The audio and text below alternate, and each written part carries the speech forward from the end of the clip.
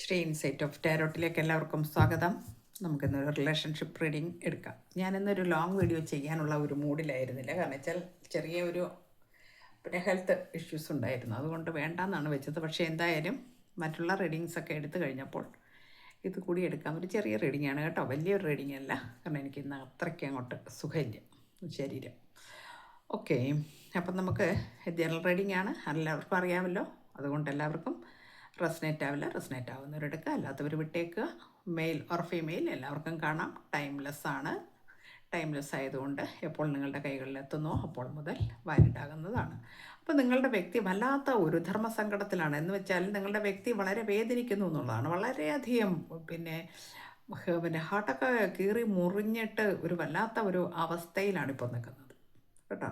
അപ്പോൾ ഒരു വല്ലാത്തൊരു വിഷമത്തിലാണ്. നമുക്ക് എന്താണ് പറയുന്നത് നോക്കാം. You are a better person than I am.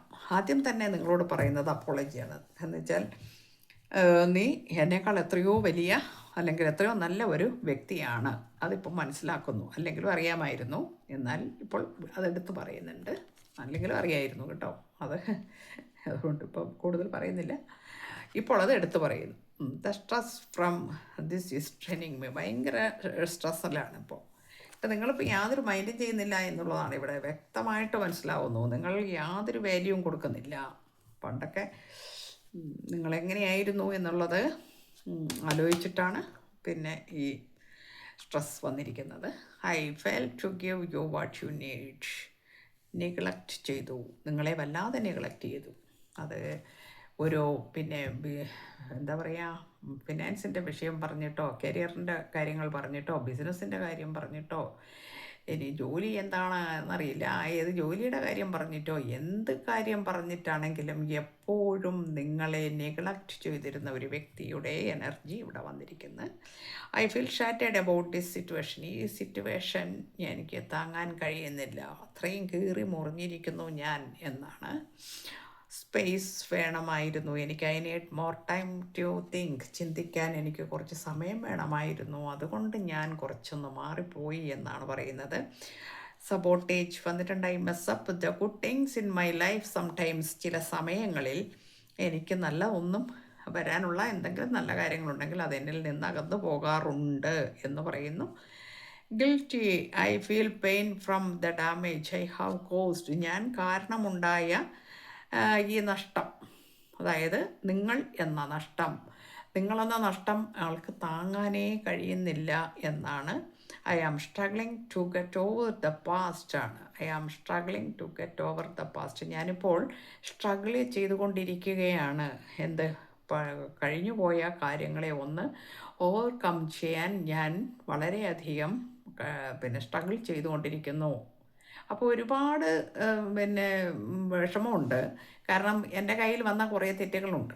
ഫോർഗീവ്നെസ്സാണ് card വന്നിരിക്കുന്നത്. അപ്പോൾ നിങ്ങളോട് ക്ഷമിക്കാൻ പറയാണ്, മനസ്സിൽ പറയാണ്, നിങ്ങളോട് പറയില്ല. കാരണം കുറച്ച് ഈഗോയുള്ള ഒരു പേഴ്സണാണ്, അതുകൊണ്ട് നിങ്ങളോട് പറയില്ല. പക്ഷേ മനസ്സിലിങ്ങനെ കരഞ്ഞു പറയാണ് ഫോർഗീവ്നെസ്സിന് വേണ്ടിയിട്ട്. ഫോർഗീവ് ചെയ്യൂ എന്നോട്. കാരണം ഞാൻ അറിയാതെ ആണേലും അറിഞ്ഞുകൊണ്ടാണേലും നിന്നോട് ചെയ്തത് ശരിയല്ല, തെറ്റാണ്, എനിക്കതിപ്പോൾ വ്യക്തമായിട്ട് മനസ്സിലാകുന്നു. അതുകൊണ്ട് നീ എന്നോട് ക്ഷമിക്കൂ എന്ന് ഉള്ളിൽ കരയുന്നു എന്ന് കാണിക്കുന്നു. വളരെയധികം പിന്നെ വൂണ്ടഡ് ഹാർട്ട് ആയിട്ടുള്ള ഒരു വ്യക്തിയാണത് എന്ന് കാണുന്നു. നിങ്ങൾക്ക് ഒരു ഗൈഡൻസ് വന്നിട്ടുണ്ട്, ചേസർ. അപ്പോൾ I don't want to chase anymore എന്ന് നിങ്ങളോട് പല പ്രാവശ്യം പറഞ്ഞിട്ടുള്ളൊരു കാര്യമാണത്. കാരണം നീ എന്നിങ്ങനെ ചേസ് ചെയ്ത് വരരുത്. പക്ഷേ ഇപ്പോൾ പുള്ളിയാണ്, അല്ലെങ്കിൽ പിന്നെ ഹി ഓർ ഷീ ആരായാലും, ഞാൻ ഈ പുള്ളി എന്ന് പറഞ്ഞുകൊണ്ട് ജെൻസ് എന്ന് മാത്രമായിട്ട് കരുതരുത്, പറയാനുള്ള ആ എളുപ്പത്തിന് അങ്ങനെ പറയുന്നതാണ്.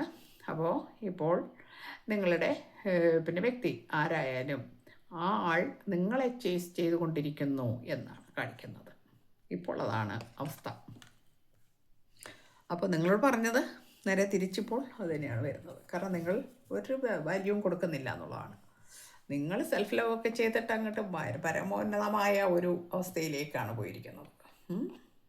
എന്താ പറയുന്നത് പരമോന്നതമായ അവസ്ഥ എന്നൊക്കെ പറഞ്ഞാൽ, നിങ്ങൾ പിന്നെ ഇങ്ങനെ നമ്മൾ പിന്നെ ഒരു വിലയില്ലാത്ത മാതിരി എപ്പോൾ വിളിച്ചാലും മെസ്സേജ് അയച്ചാലും യാതൊരു മൈൻഡും ഇല്ല. ഭയങ്കര ഈഗോയൊക്കെ കാണിച്ചിട്ട് വലിയ തിരക്കാണ്, ഇതാണെന്നൊക്കെ പറഞ്ഞ് അങ്ങനെ നിന്നപ്പോൾ നിങ്ങൾ കുറച്ച് കാലം കഴിയുമ്പോൾ മടുക്കുമല്ലോ. അങ്ങനെ മടുത്ത് നിങ്ങളൊരു കാര്യം ചെയ്തു. നിങ്ങളിലേക്ക് ശ്രദ്ധ വന്നു. അവിടെ കുറച്ച് ഒരു ഈശ്വരവിശ്വാസത്തിലേക്കും പോയി എന്ന് കാണിക്കുന്നു. ഈശ്വരവിശ്വാസം എന്ന് പറഞ്ഞാൽ ഈശ്വരവിശ്വാസം എല്ലാവർക്കും ഉണ്ടാവും. പക്ഷേ അതല്ല, നമുക്ക് ചില വിഷമങ്ങൾ വരുമ്പോൾ ആ ഘട്ടങ്ങളെ അതിജീവിക്കാൻ നമ്മൾ കൂടുതലായിട്ട് വിളിക്കും, അല്ലേ? ആ സമയത്ത് നമുക്ക് ചില ഉൾവിളികൾ വരും. അപ്പം ഞാനിങ്ങനെ ചെയ്ത് നടന്നത് കൊണ്ട് കാര്യമില്ല. എന്നെ വില വയ്ക്കാത്ത ഒരു വ്യക്തിയുടെ പുറകെ നടന്നിട്ട് ഇനി എനിക്കെന്താണ് കാര്യം എന്നുള്ള ചിന്ത നിങ്ങൾക്ക് വന്നു എന്നാണ് കാണിക്കുന്നത്. എന്തായാലും അപ്പോൾ പിന്നെ ആൾ വളരെയധികം വിഷമിക്കുന്നുണ്ടെന്ന് മാത്രമല്ല, നിങ്ങളെ നല്ലപോലെ തിരിച്ചറിഞ്ഞ് നിങ്ങളുടെ വാല്യൂസൊക്കെ മനസ്സിലായി. അതായത് ഈ വാല്യൂസ് മനസ്സിലാക്കുക എന്ന് പറഞ്ഞാൽ നമ്മളിങ്ങനെ ഒരാളുടെ പുറകെ നിരന്തരം യാചിച്ച് നടക്കുമ്പോൾ നമ്മളുടെ വാല്യൂസ് അവിടെ നഷ്ടപ്പെടുകയാണ്. കുറച്ച് നമ്മൾ അതിനൊന്നും പോകാതെ നമ്മുടെ കാര്യം നോക്കി ജീവിക്കുമ്പോൾ, അതായത് ആളും ആഗ്രഹിക്കുന്നത് അത് തന്നെയാണ്. ഈ പിന്നെ ചേസിങ് പരിപാടിയൊക്കെ നിർത്തിയിട്ട് നിങ്ങൾ എംപ്രസ് എന്ന ആ ഒരു പദവിയിലേക്ക് വരണം എന്ന് വെച്ചാൽ അപ്പോഴാണ് ആ വാല്യൂസ് വരുന്നത്. കാരണം പിന്നെ ഇങ്ങനെ എപ്പോഴും ഇങ്ങനെ പുറകെ നടക്കും. അത് നിങ്ങൾ സ്നേഹം കൊണ്ടാണ് പുറകെ നടന്നതെന്ന് മനസ്സിലാക്കുന്നില്ല. അതാണ് അവിടെ പറ്റുന്നത്. സ്നേഹം കൊണ്ടാണത്. പക്ഷെ അല്ലാതെ നമ്മളിപ്പം അങ്ങനെ താന്നു കൊടുക്കേണ്ട കാര്യങ്ങളൊന്നുമില്ലല്ലോ. പക്ഷെ അത് സ്നേഹം കൂടിപ്പോയതിൻ്റെ ഒരു ദോഷമാണ്. അപ്പോൾ ഇവിടെ ആ ദോഷം വന്നപ്പം പിന്നെ വാല്യൂസ് നഷ്ടപ്പെട്ടു. പക്ഷേ we have too many difference എന്ന് ഇപ്പോൾ മനസ്സിലായി. നമ്മൾ തമ്മിൽ ഒരുപാട് വ്യത്യാസമുണ്ട്. നിൻ്റെ വാല്യൂസ് എന്നേക്കാൾ എത്രയോ മുകളിലാണ് എന്നിപ്പോൾ ഞാൻ മനസ്സിലാക്കുന്നു. ഇനി ആൾക്കെന്താണ് ആഗ്രഹം എന്നും കൂടി നമുക്ക് പറയാം. എപ്പോഴും നിങ്ങളെക്കുറിച്ച് ഡേ ഡ്രീമിങ് ചെയ്തുകൊണ്ടിരിക്കുന്നത്. ഐ ആം ഓൾവേസ് ലോങ്ങിങ് ഫോർ യു. ഞാനെപ്പോഴും വളരെ അകലെയാണ്. പക്ഷേ ഡേ ഡ്രീമിങ്, ഈ അകലെ ഇരുന്നും കൊണ്ട് ഡേ ഡ്രീം ചെയ്യുന്നു എന്നാണ്. പകൽ സ്വപ്നങ്ങൾ കാണുന്നു. അപ്പോൾ അതൊക്കെ നഷ്ടപ്പെട്ടു പോയി. പണ്ടൊക്കെ പിന്നെ പകൽ സ്വപ്നമായിരുന്നില്ല, അതൊക്കെ റിയൽ ആയിരുന്നു. പക്ഷേ ഇപ്പോൾ അതൊന്നുമില്ല. അപ്പോൾ അതുകൊണ്ട് സ്വപ്നം കാണാൻ തുടങ്ങിയിരിക്കുന്നു എന്നാണ്. മെൻറ്റ് വന്നിട്ടുണ്ട്. I want to fix our connection. നമ്മളുടെ കണക്ഷൻ ഒന്ന് ഫിക്സ് ചെയ്യാൻ ഞാൻ ആഗ്രഹിക്കുന്നു എന്നാണ് പറയുന്നത്. ലാസ്റ്റ് കാർഡ് വന്നിരിക്കുന്നത് റീയൂണിയനാണ്. We will always come back to each other.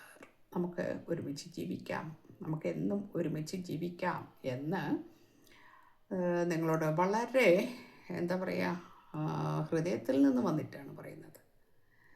ഞാനിങ്ങനെയായിരുന്നു, എനിക്ക് കുറേ തിരക്കുകളുണ്ടായിരുന്നു. ആ സമയത്ത് നീ വിളിക്കുമ്പോഴൊന്നും എനിക്ക് എടുക്കാനോ എനിക്ക് വർത്തമാനം പറയാനോ ഒന്നും എനിക്ക് കഴിയില്ലായിരുന്നു. അതുകൊണ്ടാണ് ഇങ്ങനെയൊക്കെ വന്നത്. എന്നെ കുറച്ച് ഈഗോയും ഉണ്ടായിരുന്നു, കുറച്ച് അഹങ്കാരമൊക്കെ ഉണ്ടായിരുന്നു, ഇല്ലെന്ന് പറയാൻ കഴിയത്തില്ല. എന്തെങ്കിലും ആവട്ടെ, പോട്ടെ. അപ്പോൾ അതുകൊണ്ട് ഇപ്പോൾ നിങ്ങളുടെ വാല്യൂ തിരിച്ചറിഞ്ഞ് നിങ്ങളിലേക്ക് കടന്നു വരികയാണ്. അവിടെ ഹാർട്ട് ഫെൽറ്റായിട്ടാണ് നിങ്ങളുടെ വ്യക്തി ഇരിക്കുന്നത്. അവിടെ നിന്ന് നിങ്ങൾക്ക് നിങ്ങളുമായിട്ടൊരു നല്ല റീയൂണിയൻ ഉണ്ടാകാൻ ആഗ്രഹിക്കുന്നു. ഇനി ബാക്കിയെല്ലാം ഈശ്വരന് വിട്ടുകൊടുക്കുകയാണ്, അല്ലേ? ഈശ്വരന് വിട്ടുകൊടുക്കാനേ എന്ന് വൃത്തിയുള്ളൂ.